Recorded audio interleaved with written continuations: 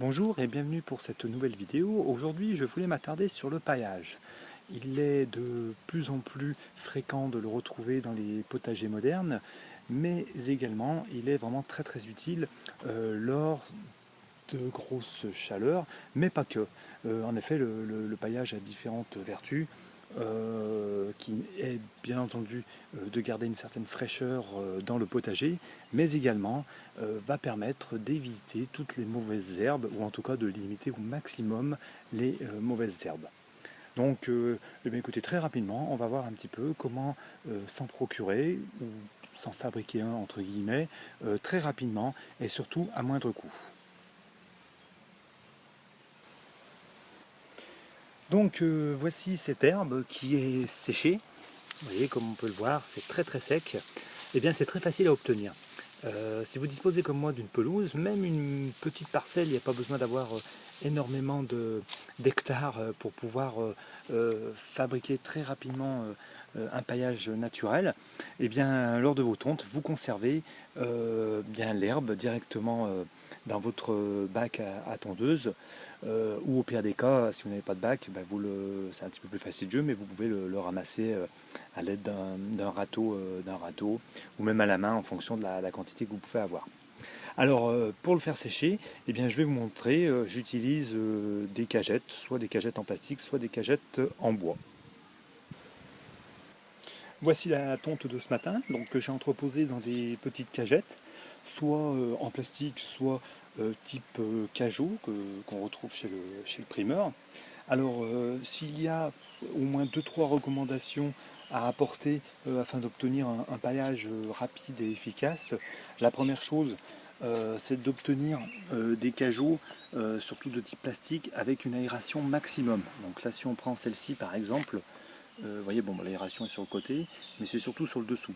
Donc vous voyez, ça c'est super important de vraiment bien aérer un maximum l'herbe, surtout au départ, hein, ça contient plus de 60% d'humidité. Deuxièmement, si vous avez la possibilité, c'est de pouvoir l'entreposer un petit peu comme ça en quinconce contre une façade. Alors moi, elle est ensoleillée jusqu'à présent. L'avantage, c'est que vous pouvez bénéficier de la réverbération un petit peu du mur ou du sol. Donc vous allez chauffer dessus comme dessous. Et donc l'avantage pour l'obtention du paillage, c'est très rapide. Une deuxième recommandation également, ne mettez pas des grosses épaisseurs d'herbe. Je dirais qu'il n'y a pas de règle, mais là par rapport à ma petite cagette qui fait à peu près une dizaine de centimètres, bon c'est pas mal, on peut en mettre un petit peu plus, mais n'allez pas sur des 20-30 cm d'épaisseur parce qu'autrement vous allez garder l'humidité au cœur de l'herbe et malheureusement ça va plutôt avoir tendance à pourrir. Hein, donc ça c'est les deux recommandations que je pourrais vous apporter comme ça dans l'immédiat. Voilà, donc vous voyez, donc là elle a été faite ce matin. Bon, avec les chaleurs, on est à plus de 25-26 degrés température extérieure à l'ombre. Donc en plein soleil, on est monté sur les plus de 35, quoi. J'avais le thermomètre tout à l'heure, on était à plus de 35-38. Donc forcément l'herbe va s'assécher vraiment très rapidement ici. Le paillage est aujourd'hui un élément incontournable pour le potager.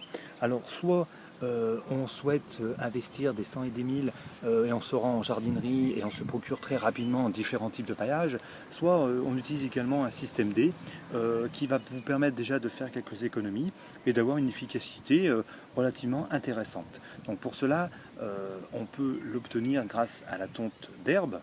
Et on peut remarquer, alors peut-être qu'à travers la vidéo on ne le verra peut-être pas forcément, mais que sous cette épaisseur de paillage, on a encore une certaine fraîcheur du plan.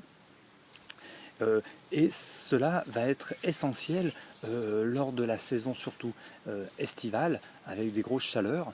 Eh bien, vos plants vont permettre d'avoir une certaine humidité. D'autre part, vous allez limiter au maximum la pousse de mauvaises herbes. Voilà, et bien j'espère vous avoir apporté un maximum d'informations sur la réalisation d'un paillage relativement simple et efficace, dira-t-on. Et donc, laissez vos commentaires, on continue à échanger sur ce sujet ou sur d'autres. À très bientôt pour une nouvelle vidéo.